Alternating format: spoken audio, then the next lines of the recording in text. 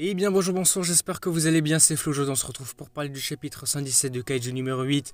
Au cours de celui-ci on va voir enfin les explications sur la naissance, les origines du Kaiju numéro 8. Ça va être grave intéressant. Avant que la vidéo ne démarre, je vous rappelle, si vous voulez soutenir la chaîne et suivre les prochaines vidéos, n'oubliez pas de vous abonner. Et donc c'est parti pour ce chapitre qui va reprendre directement où on s'était laissé il y a quelques chapitres, il me semble, au moment où Kafka était un peu dans le coma entre la vie et la mort. On ne sait pas exactement quel était son état.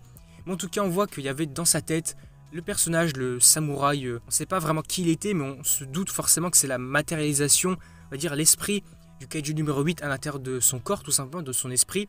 Donc il disait ces mots, dans ce cas, viens, nous allons renforcer le lien qui nous unit. Et donc c'est à partir de là qu'on va avoir un gros flashback concernant tout ça. Et donc là on va voir que Kafka va directement apparaître, on va dire, au sein d'un champ de bataille, vraiment directement, il est actif au sein de la scène, il n'est pas simplement visionneur en train de regarder de loin, il est vraiment acteur comme s'il vivait lui-même les événements. Donc là on va voir qu'il fait partie d'une armée de soldats différents avec des armures de samouraï, tout comme le personnage mystérieux. Donc la matérialisation, on va dire, du Kaiju numéro 8, j'imagine forcément. Et donc là on va voir que tous les personnages sont en train de charger un Kaiju. Et oui, parce que là on se rend compte qu'ils combattaient déjà les Kaiju à cette époque-là. Du coup ils doivent remonter à très longtemps, j'imagine aussi. Et donc là c'est vrai que pour le coup c'est vraiment hyper impressionnant de se rendre compte que là Kafka il est autour de tout ça. Là il est submergé par on va dire les bruits, les personnages, les mouvements, le kaiju d'un côté, le kaiju de l'autre. Vraiment c'est hyper impressionnant pour lui. Donc là il se rend compte que en fait il n'est pas en train de rêver. Il se dit mais quoi, c'est un champ de bataille, un ancien champ de bataille. Il demande de charger mais avec un équipement aussi primitif. Parce que là c'est vrai, lui-même se rend compte. Les matériaux, les équipements, les armes qu'ils utilisent, en fait, proviennent de kaiju, mais elles sont utilisées de manière brute. Il n'y a pas l'appui de la science, la technologie actuelle dans son époque, qui font qu'elles sont meilleures, qu'elles sont perfectionnées, qu'on peut utiliser les armes à leur plein potentiel et tout. Là, c'est vraiment à l'état primitif, à l'état brut, et que donc, c'est vraiment très compliqué de les utiliser. Leur puissance n'est pas aussi énorme qu'à l'époque actuelle. Là, il va nous donner quelques explications. Il a dit, je l'ai lu dans les livres d'histoire, ils fusionnent directement avec leur armement par le biais de cellules de kaiju parasites. Et donc là, évidemment, il le dit avec sa conclusion. Donc la puissance générée n'est pas une grosse puissance. C'est la puissance de kaiju à l'état brut, mais c'est pas optimisé du tout. C'est vraiment pas si puissant que ça. Et puis surtout, il y a un contre-coup, c'est que la charge pour l'organisme, elle est vraiment très élevée en fait. Tu utilises une puissance qui est pas si énorme pour un contre-coup aussi grand. C'est vrai que c'est pas très puissant, c'est pas optimisé du tout. Et là, juste après, pendant le champ de bataille qui est en train de se dérouler, là, on va voir un personnage qui va apparaître face à Kafka. Et ce personnage, même Kafka va se dire, attends, mais on dirait Oshina, on dirait vraiment que c'est un descendant de lui. Et que donc que ce personnage face à lui, c'est un ancêtre. Mais c'est vrai qu'on dirait qu'ils se ressemblent comme deux gouttes d'eau. Vraiment, c'est hyper intriguant. C'est hyper impressionnant de voir comme ça, on dirait qu'ils se ressemblent vraiment. Et donc on continue le chapitre, on voit que le combat continue, se poursuit face à ce Yoju. Du coup, c'est dit que c'est un Yoju.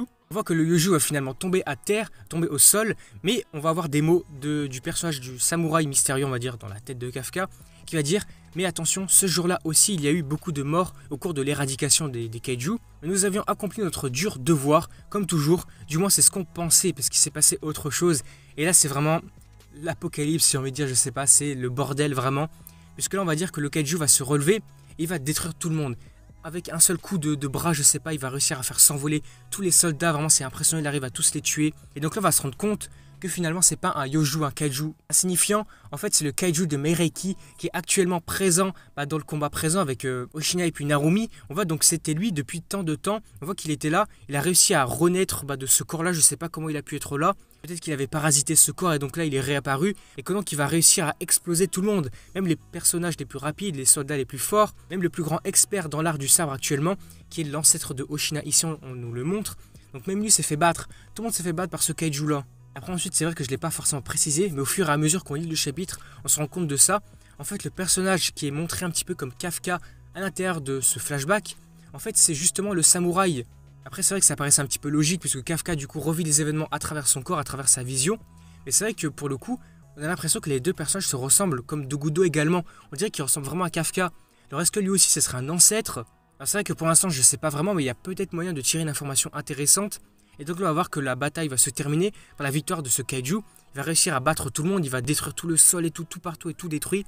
Et donc juste après ça, après avoir perdu finalement, après avoir tout perdu, donc le samouraï va dire « Tu m'as tout volé, la maison où j'habitais, mes compagnons, ma famille, tu m'as arraché tout ce que j'avais. » Donc c'est à partir de là qu'en fait est née en quelque sorte une sorte de rancœur vraiment hyper puissante à l'intérieur de son corps. C'est à partir de là que des sentiments vraiment de vengeance ont commencé à naître à l'intérieur de son esprit. Donc voilà, il le dit encore et encore et encore, la rancœur me ronge encore et encore. Et là j'ai l'impression qu'avec les illustrations, on le voit, je vais vous afficher les images, on a l'impression que donc, les origines de ce kaiju numéro 8 sont là, sont face à nous. Est-ce que le kaiju numéro 8 est donc pas né avec la rancœur, cette soif de vengeance, ces sentiments de vengeance de ce samouraï-là qui avait perdu face à ce kaiju nommé Reiki? Donc c'est à partir de là, peut-être qu'en utilisant les armes qui utilisaient les cellules de kaiju, peut-être que ça a fusionné avec son corps, peut-être que les cellules de kaiju ont réussi à s'incruster dans son corps comme un parasite, et que donc c'est à partir de là que lui est devenu un kaiju. Donc ce serait ça les véritables origines du kaiju numéro 8. Peut-être que c'est ça, mais en tout cas c'est hyper intéressant de savoir que le kaiju numéro 8 est né à partir de là. Et donc ça voudrait dire que potentiellement, si on essaie de rethéoriser sur le fait que ce samouraï serait un ancêtre de Kafka, ça voudrait dire que depuis le début, en fait, quand il était apparu au début de l'animé, il avait dit « Ah, je t'ai trouvé Kafka, toi, je t'ai trouvé toi », et que donc c'est à partir de là qu'il avait décidé de le parasiter. C'est parce que justement, Kafka est un descendant finalement de sa lignée et que donc il aurait choisi lui pour ça, pour sa détermination également. Donc c'est vrai que là, ça pourrait être vraiment hyper intéressant. Je pense peut-être que le prochain chapitre pourra se focaliser un petit peu là-dessus encore une fois de plus. Peut-être que la moitié du prochain chapitre sera là-dessus et donc que la deuxième partie reviendra dans le présent. Je sais pas, mais en tout cas, c'était hyper intéressant d'en apprendre davantage concernant les origines du kaiju numéro 8. C'était hyper intéressant. N'hésitez pas à me faire part de vos avis dans les commentaires, vos théories pour la suite. Et du coup, voilà, si la vidéo vous a plu, n'hésitez pas donc à liker, à commenter, à partager comme d'habitude. Et puis surtout, n'oubliez pas de vous abonner à la chaîne pour soutenir et suivre les prochaines vidéos. Du coup, moi, je vous dis à la prochaine.